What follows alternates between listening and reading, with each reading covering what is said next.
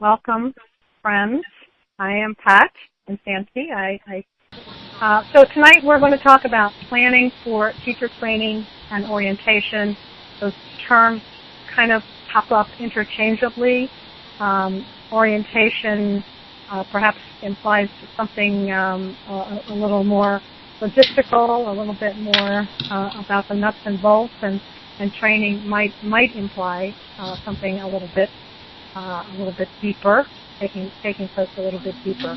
And you follow the history and the culture of your congregation, or you follow your own intuition about what you call for training.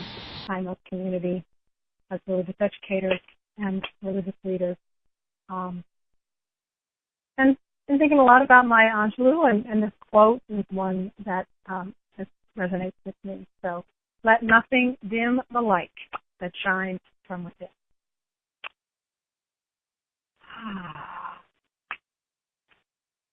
So we're here tonight for about the next hour and 10 or 15 minutes or so, and we're going to be talking about training of volunteers and teachers for your religious education program. Although any of the things that we're going to talk about could certainly translate to training in other areas of congregational life. We're going to talk about just some goals around training, how to put together goals for a successful training, or just sharing some goals.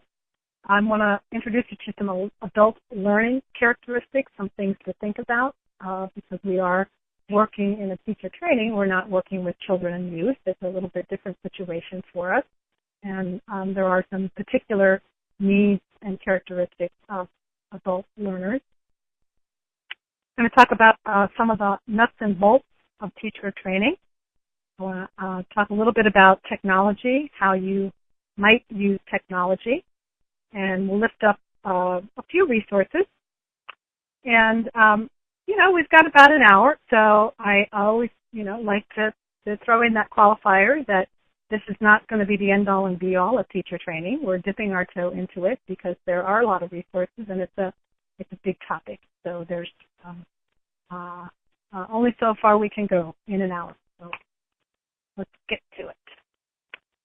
I also want to, just before we actually get started, I want to take a moment just to introduce Karen Labraco. Karen, on my screen, is in the upper right. I don't know where she is on your screen, but Karen is the Lifespan Faith Development staff person in the St. Lawrence District for the moment, and she is a great partner and supporter in our webinars, which is important for reasons you'll hear in a little bit later. So, also serve the Ohio Meadville District. Oh, that's right. I'm so sorry. Yes, St. Lawrence and Ohio Meadville. Yes. For a couple more days. So when we think about training of our volunteers, and in particular the teachers for our classroom, sometimes we think about what the goals of the training might be, and I submit that there are goals for the participants and there are goals for the program leader. And some of those goals clearly overlap, but some of those goals are a little bit different. So as you're doing your planning and doing your thinking about what your training might include, some of the goals to think about are, for participants, practical tools. People really need to and want to know, how do I? They really want to know, where do I find things? How do I, when will I, where will the materials be? How do I access Tapestry of Faith? They have often very concrete questions. You want to provide them with some basic developmental information, and that's not so much for their edification or for them to file away, but that also can provide them with some real, with the ability to create some real practical strategy if they understand what developmental place their first and second graders are in, for example. What kind of movement they might need, what kind of skills, growth and fine motor they're developing. So those things can be helpful for them in choosing activities or in managing the classroom. So it's helpful to provide them with some basic developmental information about the group they will be working with. I think another important goal for participants is connection with you as the leader, connection with other teachers, other volunteers in the program. Sometimes, folks come in, they're fairly new, they may not really know one another, and they're doing similar tasks, and it's great to be able to build that community. And I think a really important goal is reducing the anxiety, particularly for a teacher who's less experienced, or perhaps it's a first time, or maybe they're just new to Unitarian Universalism, relatively new. And so they're feeling, that little lack of confidence, or just feeling a little apprehensive about what it's going to be like in the classroom, because when you're in the classroom, you're in charge. You're the one. It's all on you. So we want to help give them tools to help bring that anxiety down for them if they're feeling anxiety. For the program leaders, for the director, for the district education, for RE leadership, one of the most important goals, of course, is to develop skills. You want to know that you have competent folks in the classroom, that they understand their role, they know the curriculum, they know the kids, and they have some basic framework for understanding where the children are developmentally. So you want to develop competency in those folks, and you want to equip them for success. You want to build trust. You want to build trust among teachers. If you're using a teaching model where you're using teaching teams, perhaps, you want to begin to develop trust between the different volunteers. And you want to build relationship with them, yourself. You want to get them connected to, if you have an RE assistant, if there are other staff that it's important for them to know. You want to provide opportunities for them. You want to just introduce them to, sometimes just touring the building. Sometimes they're not even familiar with the building. And a really important goal for us as staff, as professionals, is the whole safety picture. Teachers may not think that's their highest priority. For us, that's a pretty high priority. We have often pretty specific safety policies or safe congregation policies. We may have limitations imposed on us through our church insurance about certain parts of teacher training. Things like, adult training in things like universal precautions around blood and other human waste products. So sometimes, and you can actually, a great resource is the Church Mutual website. So even if your congregation does not have Church Mutual as their insurer, they have lots of educational materials that you can look at and download for your own education about safety. We also have a couple of other webinars in our on-demand center on some of the basic safety concerns. There's one on basic overall safety, and I know there's one on safety in RE. So those goals, they're overlapping, but there is a sort of a slightly different orientation for the participants and for the leaders. So we are working with adults in our volunteer pool. Most of our programs have requirements that our adults be of a certain age. Sometimes it's 25. It's always 25 to work with youth. Sometimes it's 25 even to work with the younger kids. But that may or may not be part of your safety guidelines. But we are working with adults. And so some of the characteristics that, that might come into play in a training, or might be something that you want to think about as you are planning and as you're developing your agenda, is these are 6 or 7 goals. They come from the work of Matthew Holmes, who is kind of the guru of adult learning. And some of the things, just to lift up a few of these things that are really important. Adults they're going to bring life experience. It's different from working with children where, developmentally they may be more receptive, or their life experience is just not as deep in certain ways as an adult. So adults are coming in, they're bringing their life experience that may include experiences in other denominations, in a Sunday school or in some kind of a religious education setting. So they want to be, they don't want you to get too basic. They want to acknowledge that, hey, I'm an adult and I'm bringing some things to the table here. But you also need to, kind of take the pulse and see if there are assumptions that are being made about Unitarian Universalist religious education that folks might need to unlearn before they get into a classroom. Adults they want stuff to be relevant. They really do not want to waste time with extraneous stuff. They don't want to have a day and a half of training.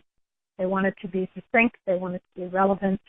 And they want real practical hands-on tools for getting the job done.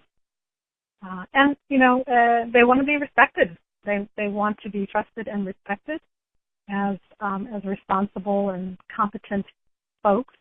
And hopefully we have a recruitment and screening process that assures that they live up to that for us. So that's some things to think about as you're putting your training together. So as you're doing the planning for the training, this is just sort of a short list of some things that you might want to consider as you gather your thoughts and put together your agenda. Understanding the needs of the participants in the teacher training, and so there's two pieces to that. One is you as the program leader, you have insight into, okay, they need to know about the curriculum. What do they need to know? What do I think they need to know? They need to know about the space. What do they need to know about the space? They need to know about the safety concerns. And then the other aspect of that is understanding what their learning needs are. So, do they have experience with classroom management? Have they worked with this age group before? And those are things that are going to be different from person to person. Some of the things kind of on this side of the ledger are pretty common across the volunteers and across the age group. But there may be things that you want to consider that are very unique to particular volunteers. So one of the suggestions was to do like a short, 5-question survey using a free version of SurveyMonkey, and just ask folks, what is your experience with this age group?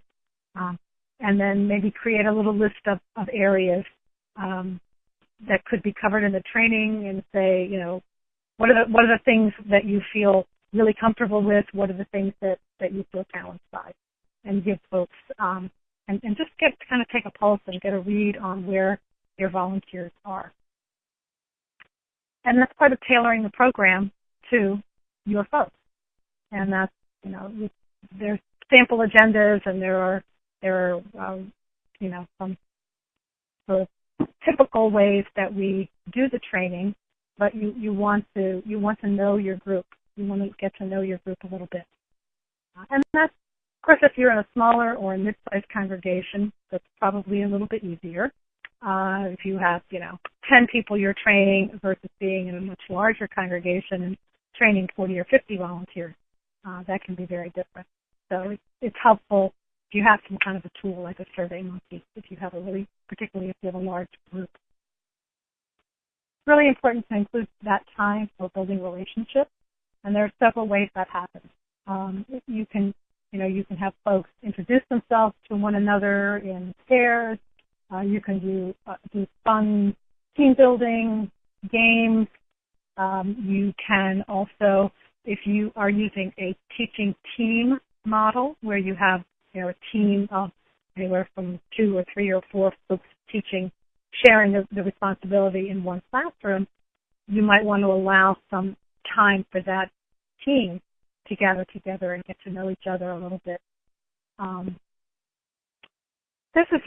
think this is really important, considering co-facilitation. So a lot of times, we are the religious educator, and we're kind of used to doing things, kind of being that lone wolf, and we may not reach out to get somebody to really to be that co-facilitator, but you can find someone from the congregation, maybe an RE chair if that feels like that's their thing and they're comfortable with that. But it could also be somebody who just brings an interest or an expertise in education in general, or somebody who's just a really good facilitator who can help you with some of the kind of the non-expert pieces, like things like the group building or the team exercises, that kind of thing. But it's just great for them to. It's helpful because it models different ways of facilitating. It models sort of different styles of leadership, and so it can really be helpful. And it's if you're doing a 3 or 4 hour training, maybe you're doing it a morning, just to have to listen to the same voice for several hours is sometimes people can tune out. So it's really great to have a co-facilitator, and it's just fun to work with somebody else. Karen LaRocco is on most of my webinars, and it's just great to have her perspective and her wisdom, and she always makes lots of great comments in the chat box. And I know that if I lose my way, Karen is there to help me. So I think that's really, really important to consider. Go ahead, Karen. And it's for me, whenever I'm in front, I know it's such a gift to know that there's somebody there that will help me out when my tongue gets tied up and I have no idea where I'm going. So it's great. Yeah. Yeah. And just when you get tired, you need a little bit of a break yourself. So co-facilitation, highly recommend. The space, paying attention to the space, you want to, when I do a facilitation, some kind of a training, I think it's really helpful to have a couple of spaces that we can use. So we might have a space set up with classroom style with tables for folks to sit and take notes or to sit around and have small group discussions, but then also to have a little bit of space for people to do, either a quick team building or some kind of energizer. It's often a great idea to have, if you're having food with your event, if you're providing some kind of refreshment, to have that in the hallway or in a separate space so that gives people a reason to get up and move around a little bit, because it's hard to sit and focus and listen for a couple of hours. So paying attention to the space, and part of that, that's part of hospitality, and just providing a welcoming space. And I love to, when I'm training, I love to put out the pipe cleaners. I use the mandala coloring book pages. There's lots of different ways that you can kind of create a fun and welcoming space for folks for learning. And again, it's modeling some of the things that they might be able to use in the classroom. And fun. We want to build fun into our training. We all like to have a little bit of fun. Jennifer's asking, what do you do when you have people that seem to be uncomfortable with the team-building exercises and who really aren't extroverted people? So, anytime you do that, there's going to be just a range of interest and comfort. Some folks, have a similar sort of reaction to a craft type project. Some folks say that they don't do crafts. But somehow the group dynamic in that situation, people will just participate because there's it's the same peer pressure that affects our children and our teenagers. Folks will often just step up and do that. And I had a training last weekend, and we did a great little exercise where we had everybody on a painting tarp, and this was a group of about 20. And we told them that they had to turn the tarp over without anybody stepping off the tarp. So that is a kind of exercise where people can really kind of disappear. People will step up and take leadership, and they'll get all, they'll get all excited and they'll manage the rest of the group. But it's the kind of exercise where somebody can really just step back and just observe. And I would let anybody who wants to just observe observe. So when to do the training? This is always a challenging question because fall is it. Fall is we're all coming back. We're all exhausted. We're all everything is starting out, school and scouts and everything else.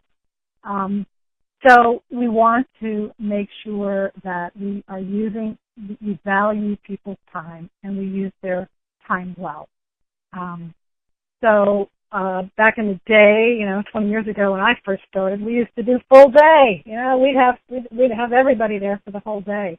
But most of the sample agendas that I have put my hands on recently seem to reflect that folks are doing about a half a day training. So half a day, 10 to 1, or 9:30 to 12. So half a day is really not a long time. There's not a lot of time to cover everything. Some folks are doing a series of shorter workshops. So maybe you schedule workshops on a Tuesday night, and you do 1 hour workshop 1 week, and then 2 weeks later you do a second hour and a half workshop. And you can get a little bit more time doing it that way. You can separate the agenda in a way that perhaps provides some more common stuff in the early training, and then tackle the things that are really more particular to a particular team later on in a different training. Some folks will also do, one sort of 2-hour big training, and then we'll have a series of just little meetings, small group meetings with the individual teaching team. So it really depends on your style and what you are comfortable with. It depends on what folks are willing to do. Some are experimenting with online training, so doing something like this kind of a webinar where we really, mostly a webinar like this is good for sort of providing information. So something like this might be good for the safety piece, or some other. We talked earlier this morning about a couple of things that would be good to have on video. What was the other one, Karen? Do you remember? One was safety. It will come to me as we go on. So, shorter workshops, half day, some kind of a hybrid.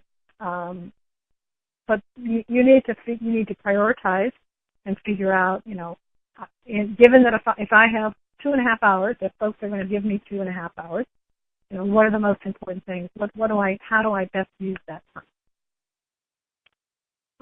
So, it may be that you have a couple of separate trainings. Some folks were saying that they actually train like the lower elementary, the pre-K and the lower elementary, and then they have a second training where they do the upper elementary kids. And, that can be effective if your program's a little bit bigger and you have, you want to have a good group dynamic. I would try not to have a training with less than 8 or 10 people. You want to get that sense that, there's some energy that builds when you have a group of at least 8 or 10. But when you do that, then you can focus on some of the developmental aspects. You can focus on things that are really the things they have in common for either the lower ages or the upper ages. So I think that's a great way to do it as well. Some folks are doing ongoing training throughout the year. So we start out the year with just an introduction maybe to the curriculum, the nuts and bolts, and then as the year goes on, we do some further enrichment or continuation of the training throughout the year. I think it's really important part of the hospitality piece is also providing child care for folks who may need that. We talked a little bit this morning about, some of the part of the hospitality is listening to folks and listening to the reasons why not. When you invite them to the training, well, I can't because, and how many of those sort of barriers can you lower? How many of those things can you work with people and help make those barriers, lessen those barriers so that they can attend? And if child care is one of them, behooves you to do that, to invest in that. It's really, this is sometimes hard for us as religious educators, that we're a little reticent sometimes to really use the power that we have. And, and I know that some congregations, the culture is, teacher training, I've been teaching for 10 years. I don't need to go to teacher training. But if as the religious educator or the program leader, you are really, pretty strong and pretty clear that this is your expectation, and you begin to just make that a cultural expectation. It may take time, but and you may occasionally lose a volunteer. Somebody may say, I'm not going to go to training. But if you say, hey, training is a requirement for all of our folks in the congregation. So you have to kind of balance that. There's a tension there for us. And you probably want to look into your insurance and just see about if there are any mandatory training requirements around some of the safety issues. I know that some folks are surprised to find out that they often, this depends on your local ordinance, but I know folks have been surprised to learn that, hey, we are required to have a fire drill.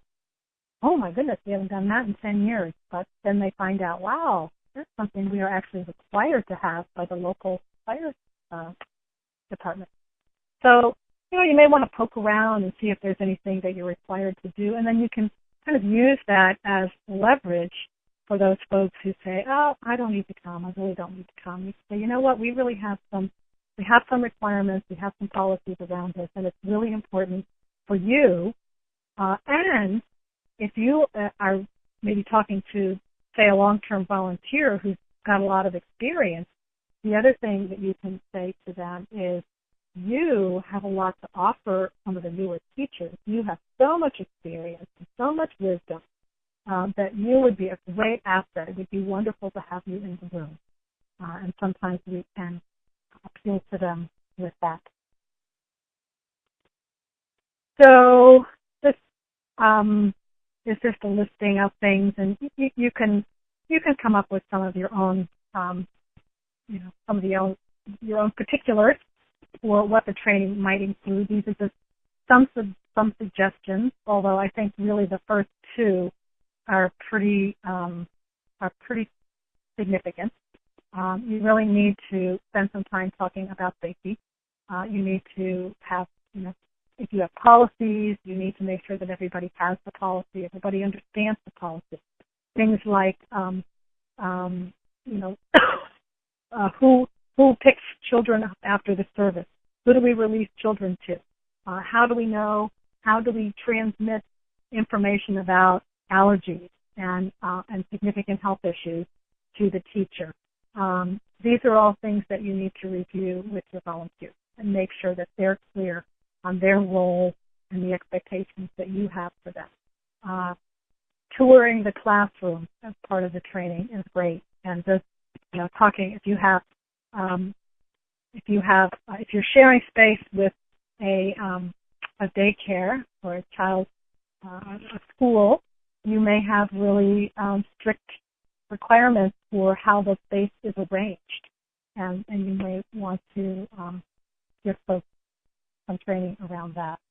Emotional safety, not all adults know how to talk to children, and occasionally a volunteer will come into our program for just because of their own upbringing and their own worldview, may use language that other people are uncomfortable with. They may use language, or they may use an outside voice rather than an inside voice.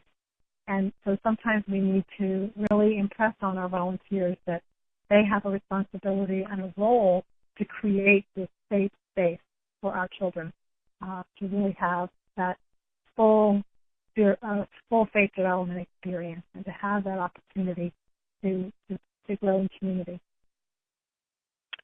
And of course, issues around sexuality.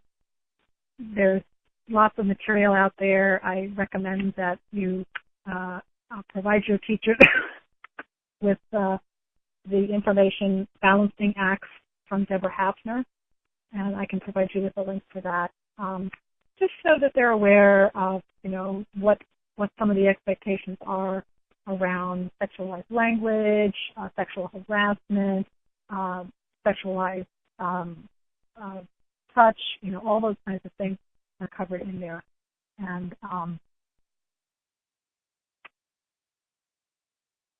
do you have a question? Nancy says volunteers having something to offer goes to teacher recruitment as well. Yeah, absolutely. So we want to, safety is really an important part of teaching, of the teacher training. The other thing, and that's kind of for you, that's for the program leader, that's for the church, for the liability and the protection of our children.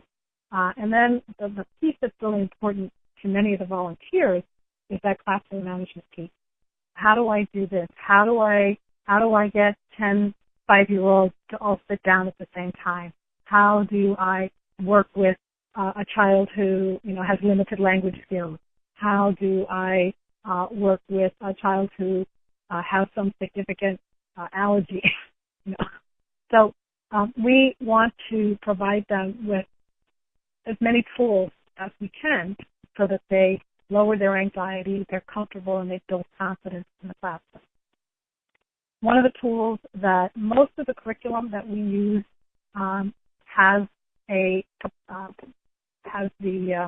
includes these days is the use of covenants or classroom rules. And so that's a tool that teachers can use when dealing with the class, kind of the class as a whole. And, inside voices, and one person talks at a time, and a variety of different kinds of classroom things that help manage the classroom. If there are children with special needs, that's sort of a different level of classroom management, and it's really helpful if you can recruit somebody in your congregation, perhaps to have that kind of experience, maybe in a traditional educational setting, a classroom teacher or special needs teacher in the school. Or sometimes if we have nurses, medical professionals in the congregation who might be able to provide you with sort of the expertise to have that conversation with your participants. That can be helpful. And there's a great book. I'm going to list up a resource later. If you don't, or if you're not familiar with Sally Patton's book, Welcoming Children with Special Needs, I highly recommend it. There is also our on-demand center, search.uua.org. We also do have a webinar posted there on learning differences and RE. So that's something that challenge you're facing. And actually, even if you don't know of a specific learning difference or learning challenge, it's actually important training for you as well. We want to provide them with, kind of the nuts and bolts, what they want to know. What can I expect from you? Where can I find things? How do I get reimbursed? There's lots of those kinds of questions. You want to make sure that they take attendance, and so you want to cover all of those really nuts and boltsy kinds of things. You may want to include some stuff on developmental characteristics. Most of the curriculum, all of the Pat Kahn from the State Development Office of the UUA was on our webinar this morning, and she said that all of the Tapestry of Faith include developmental information about the developmental characteristics of children for that particular age group, that particular curriculum. So that information is available to you right in the curriculum. Or there is a book which we'll list up in the resource section. But if that's just a really helpful tool for folks. And it's helpful. It's equally helpful for like a parent who, they have a 5-year-old and they're teaching the 5-year-old. They know childhood. They know 5-year-old development through the lens of one child, and so it can be helpful for them to see the broader picture, because all development is on a spectrum. And you may have older adults or folks who don't have children, who haven't had the experience of being around children, and it can be really helpful for those folks as well. Teaching as faith development, one of the great things about teaching in our religious education program is that we are all learners. We are all teachers, and we are all learners.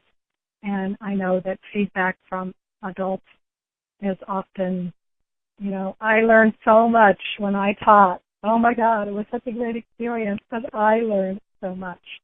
And so it really is, there are benefits for the teacher, the volunteers, that you want to lift up. And there's a couple of essays on UUA.org. One in particular that talks about teaching as faith development that you might just want to provide as a handout, or you may want to spend more time on that if you feel that that's something that your particular group might be interested in. If you're using Tapestry of Faith, I recommend that we spend a little time talking about the structure of Tapestry of Faith, the 4 strands of Tapestry of Faith, so the 4 strands of spiritual development, ethical development, faith development, and I always forget the 4th one, but somebody will tell me. The 4 strands upon which all of the curriculum is built. So you may want to spend some time talking about that. All of Tapestry of Faith is story-based. Choices of activities, alternate activities, so there's a lot there, but you may have your own particular way of using that curriculum. You may want to choose the activities that happen on a given Sunday, or you may want to give your volunteers an opportunity to pick and choose themselves. And so you want to clarify that. You want to let them know how you expect them to use the curriculum. Identity. Thank you, Becky. And you might want to just spend some time getting the cough up, going over just some basic FAQs, I call them. Some specific factual information. Make it a handout. You may want to do some question and answer with folks.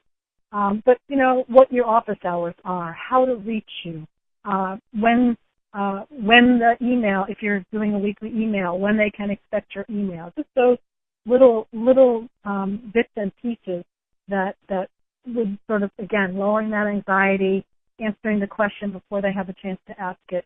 I think something like that is a very helpful part of the training. So, and another part of equipping our volunteers is, actually, it's a little bit out of order. I'm going to start in the middle with the job description. if we can really be clear with them on what our expectations are for them in the classroom. A job description doesn't have to be detailed in any way. When we talk about a volunteer job description, we're usually talking about a half a page and 5 bullet points. You will you be in the classroom from this time to this time, and some very specific things. But again, setting those expectations. Some folks who've been teaching a long time may bristle at the idea of a job description or a covenant, but I think those are important documents to really move your program to it's a way of formalizing some things in congregations, which, when they're informal, cause our structures to break down. So the more you can move towards something like specific job descriptions and covenant. Covenant is great. Covenant with the teachers. These are the things, because we have this common value, because we hold the education of the religious education of our children, because we value that education and we want to provide the best quality education that we can, we covenant to do these things. And the covenant might include something like, I covenant to be on time. I covenant to come prepared. I covenant to be in communication with my fellow team members. So there's several things that you could list as covenantal promises on their side. And then for you, I covenant with you to provide you with the tools that you need. I covenant to be a supportive presence and to be available to you in these ways. I covenant to make sure that you have the adequate space, whatever it is, you can imagine if you can figure that out. I may actually be able to find that sample covenant to send to you afterwards. So job description, covenant, being clear on what they can expect from you. And, some folks get a little confused. They think that they're going to come into the classroom and, everything will be laid out on the table and ready to go.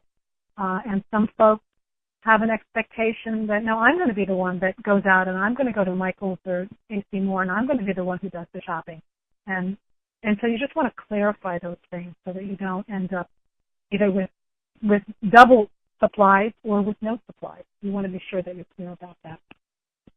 And it's really important to keep them connected to the larger congregation. Find ways to, you might email them the link to the weekly podcast.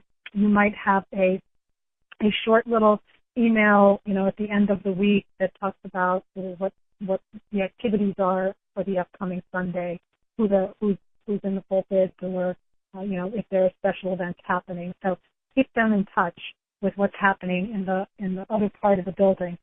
Of course, oftentimes our children and our teachers are actually in the service for part of the service, and that's a marvelous and wonderful way for them to stay connected.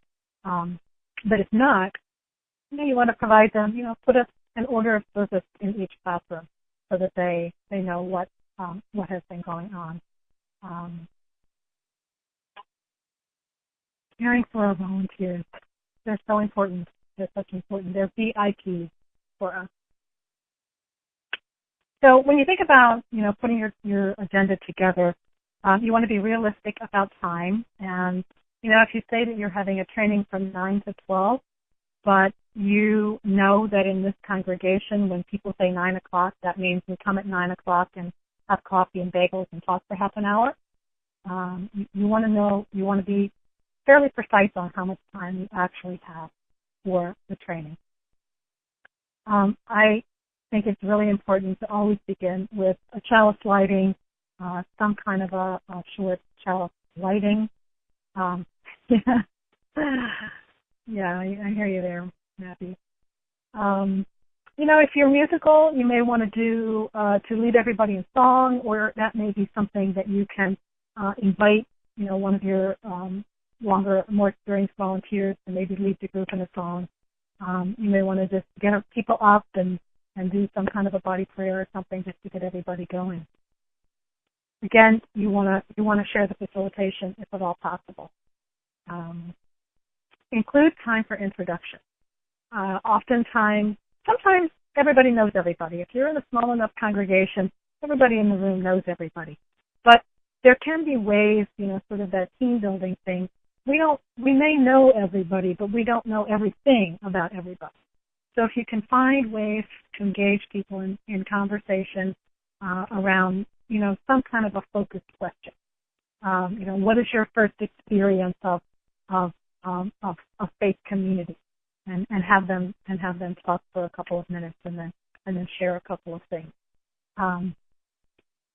I try to you want to put a little bit of a time boundary around that, because I don't know about you, but I've experienced that people sort of stand up and tell us who you are, and then they're up standing there for 5 minutes giving us their entire resume of everything they've ever done in Unitarian Universalism. So you want to find a way to kind of keep that a little bit tighter. You want to have fun. You want to include some kind of a team building exercise, and I think language is important as well. Using that word that, hey, we're a team, or you are working in a teaching team. Just getting people connected to that concept that they're not out there alone, that we're here to support one another, that we have that common goal, and we the team may not be in the same place at the same time any other time. So this is a real opportunity for everybody to really sort of see themselves as this larger group, because it may be once classes start, they're in different parts of the building, they're in different classes. So it's a great opportunity to create that sense of team. Learning sections should be in small chunks.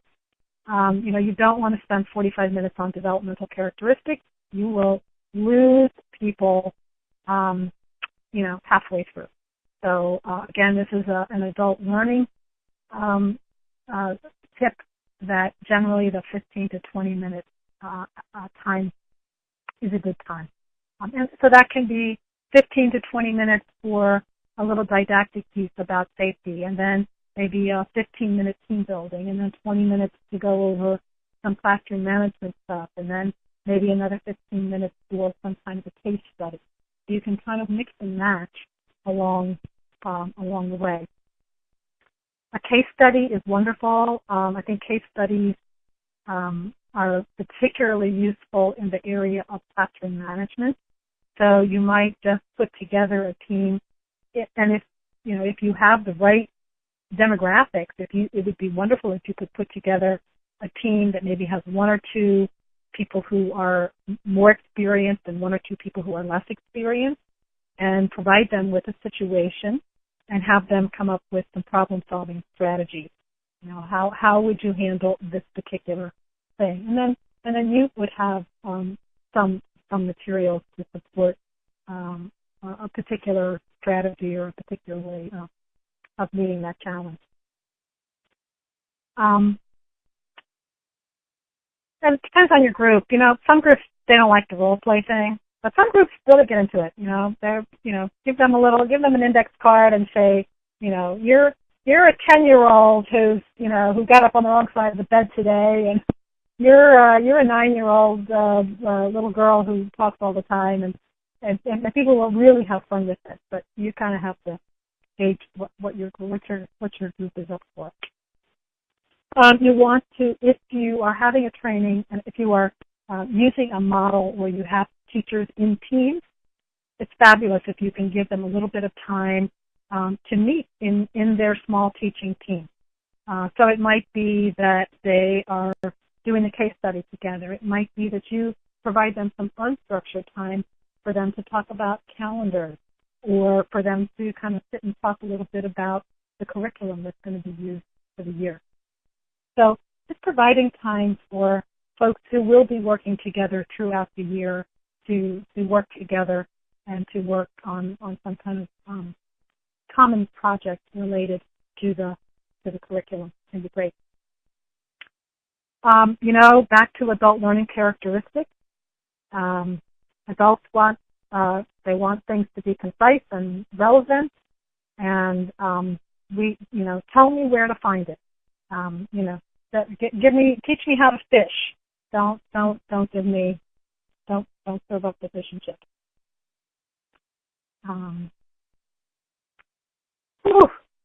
I've been talking for an hour. Questions? We have a few more slides coming up, but it's gonna slow down from here on out. Jennifer says, is it okay to utilize small group ministry model as part of the training? Sure. If you want to have, one of the things that I love to include in training of any kind is some kind of an appreciative inquiry or an appreciative reflection piece. So it might be that you have an opportunity for them to talk about in a small group, give them some kind of a prompt, give them a question, and let them talk for 5 or 10 minutes. Emphasize listening.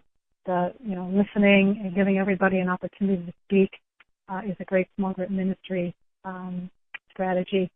But questions like, what really excites you about teaching, about being a religious education? What has you really enthused, or really, what are you really looking forward to this year? And maybe a flip question of, what do you feel is your biggest challenge going forward? You can get them in those small groups to kind of probe those topics a little bit more deeply.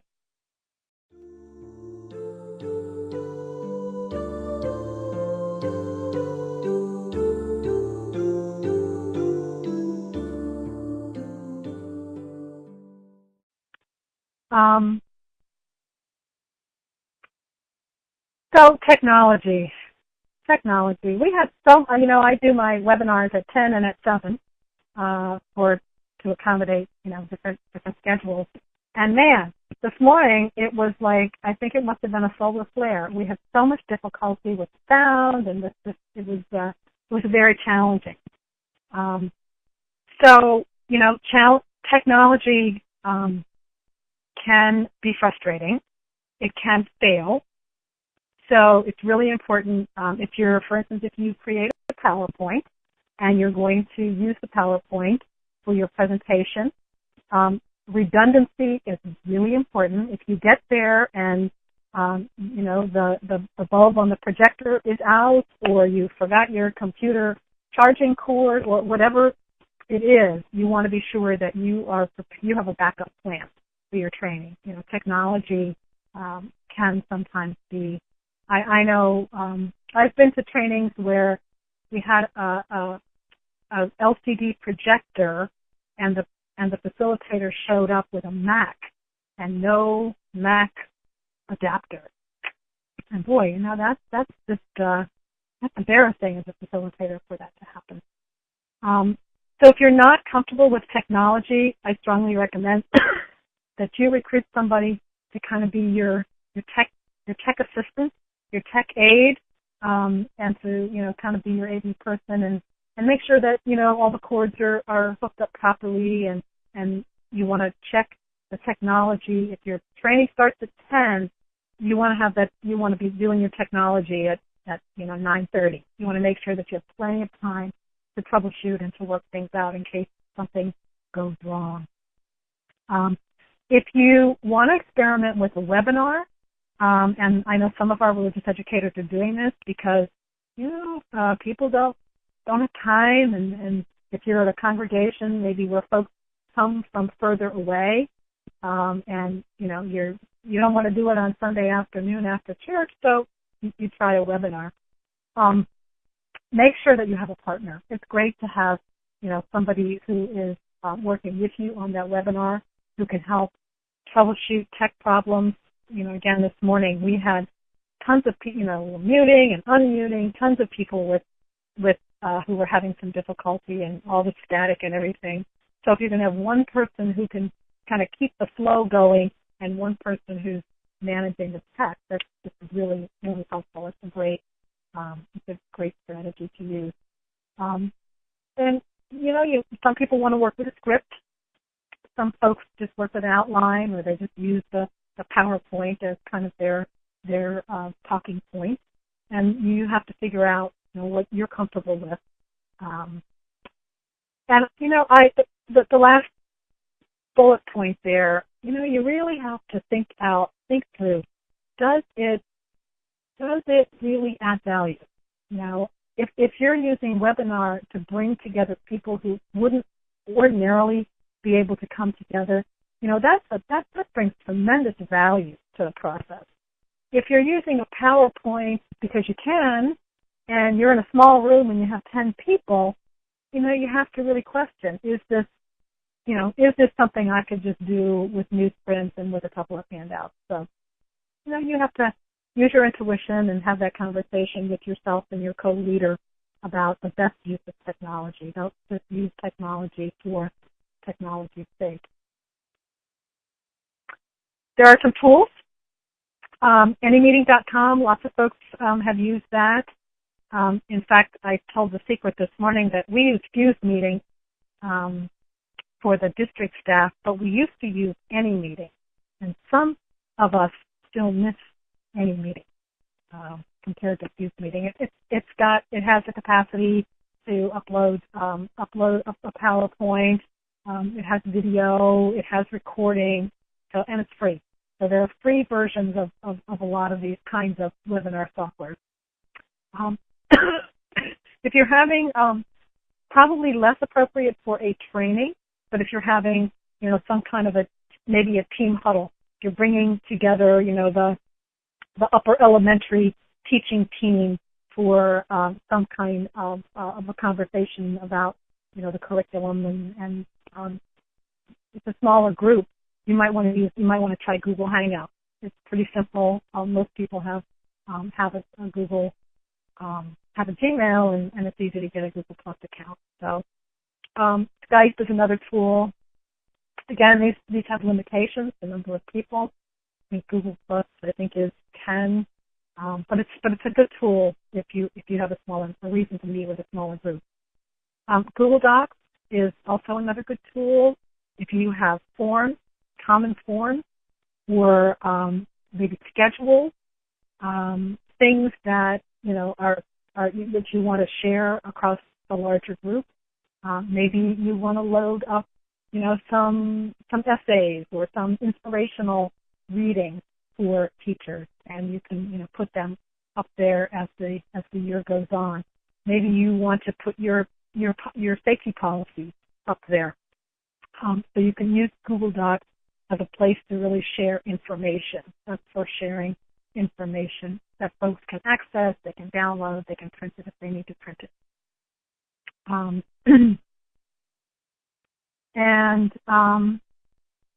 It's just a screenshot of AnyMeeting. I guess that's the last time I used it, last May. We moved over to Fuse over the summer. But it has, you can start a meeting, you can schedule a meeting. Trello is a good one. Yeah, we've used Trello as well for calendaring. Great. This is just, if you're not using Google Docs, this is what a Google Drive page would look like. So you can create folders. If you don't have, if you've got 100 documents, you want to create folders. If you've got 10 documents, you can maybe just put the documents there, and they'll show up alphabetically. It's a good tool. And there are other tools for sharing documents. There's Dropbox, and there's other different ways. But if you want to keep it simple, most people are familiar with Google, and many people have the Gmail account that can provide them with access. This is a screenshot of Google Plus, and if you look kind of in that upper right-hand corner where the magnifying the search symbol is, it says New Hangout. So you click on that, and you can invite folks, send them a link, and they can dial up, and it's a video and audio tool. So a few resources for you. It's a great book, The RE Roadmap. It was published in 2006 by Cindy Leitner, who was also the administrator of our Laredo National Organization. And it's concrete and it's practical. It has lots of information about setting up your program, calendaring, and it has a section on teacher training with some sample agendas. If you don't have a copy of RE Roadmap, and I can tell you that if you don't have a copy of it, before you order a copy, look around your RE office. There may well be a copy from a previous religious educator sitting on the shelf. It's a binder type of thing. It's not a book. It's a binder. And there's also a version of it available on CD.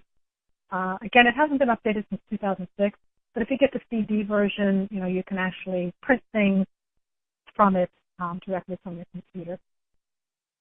Nurturing Children and Youth by Tracy Hurd, which is just a fabulous, really definitive work on how children learn, what the developmental what the range of developmental characteristics are for toddler, pre-K, kindergarten, early elementary, middle elementary, older elementary. She really breaks it down, and she even gets into where they are developmentally with fine motor and gross motor skills, and you can use that information to think about what kind of activities might be appropriate for that age group. So if you're looking at, hopefully if you're using Tapestry of Faith is going to provide you with activities that are developmentally appropriate.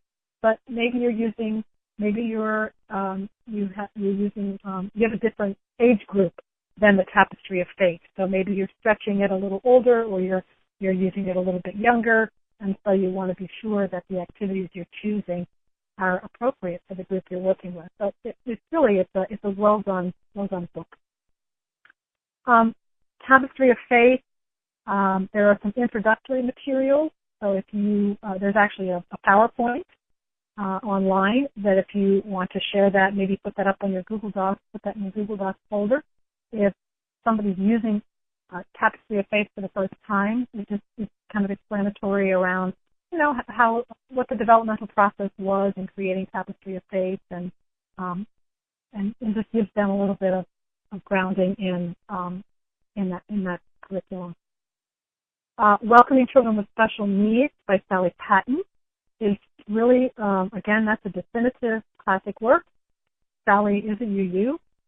She has retired now, and her book is out of print, but she has generously given the copyright of the book over to the UUA. And so it's a 300-page book, and you can access it and download it from UUA.org. I'll send you the link afterwards if you don't have that book.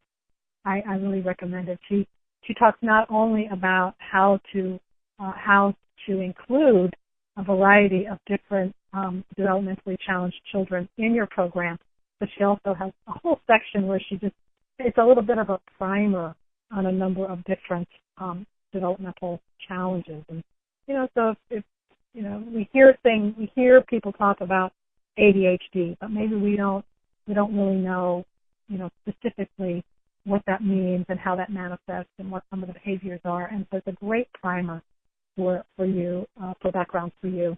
And there may be things that you want to extract for a particular teacher or a particular teaching team if you know that there's a child that they'll be working with that maybe has some challenges that Sally addresses.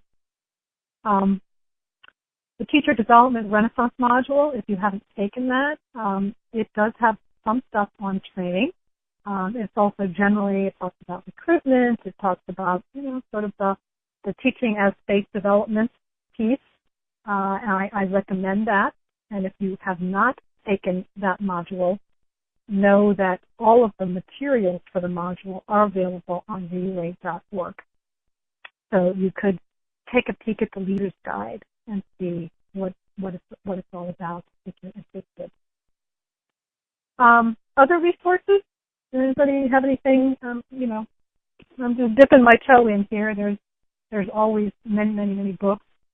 One thing that I have been doing a lot of work with recently, which is not on the thing, is a book know if you can see that, Connecting Across Differences.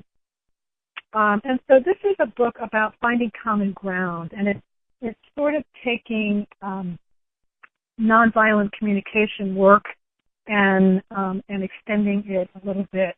And it has lots of exercises and lots of really good, some good insights about just how to connect people who have different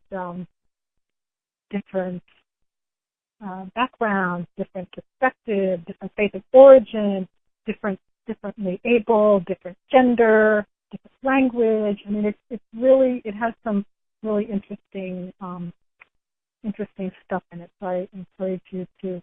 The author is. We will tell you the author, or I will send it out to you with the PowerPoint. Anybody have any questions or anything, any good experiences that you've had, successes you've had that you'd like to share?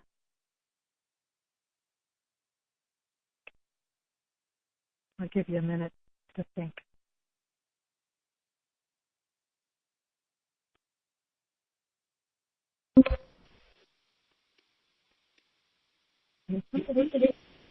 One thing that came up this morning was doing a scavenger hunt as part of that active getting to know your space.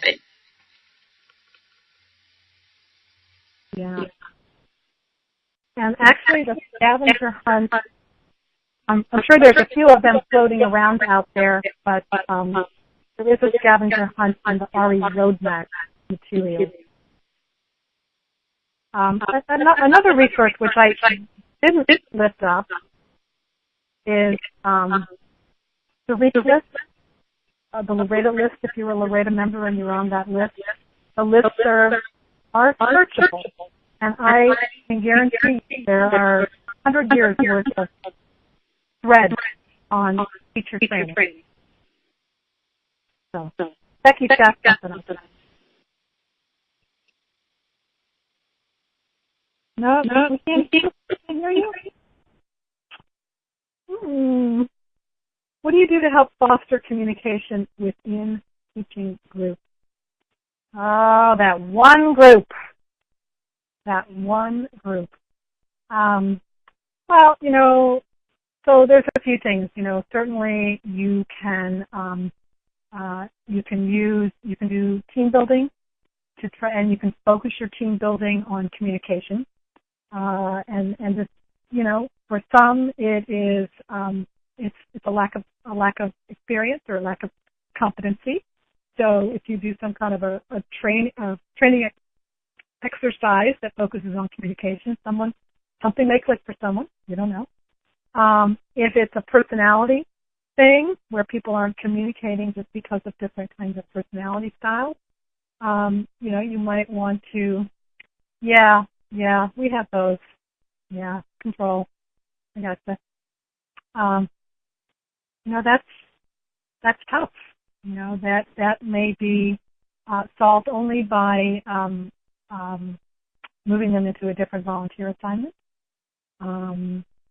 It might be that you use the covenant to talk about how communication will take place, and have some really specific steps or some specific language about how who's in charge and that everybody's got a role. So maybe the covenant.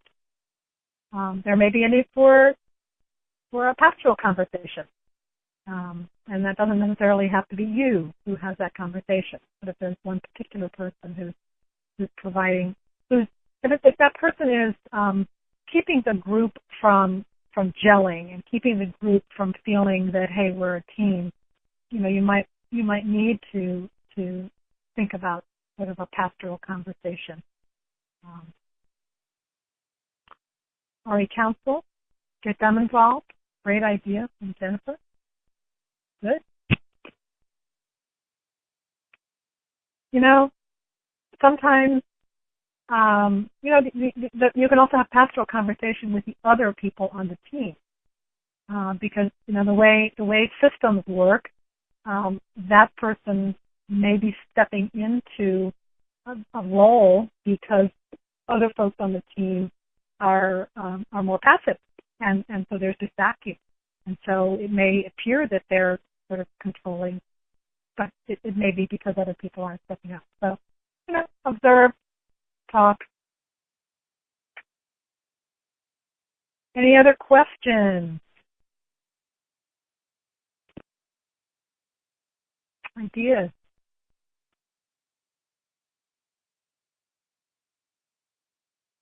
Is it appropriate to use the orientation to have them set out their schedule? You mean like calendaring schedule? Yeah.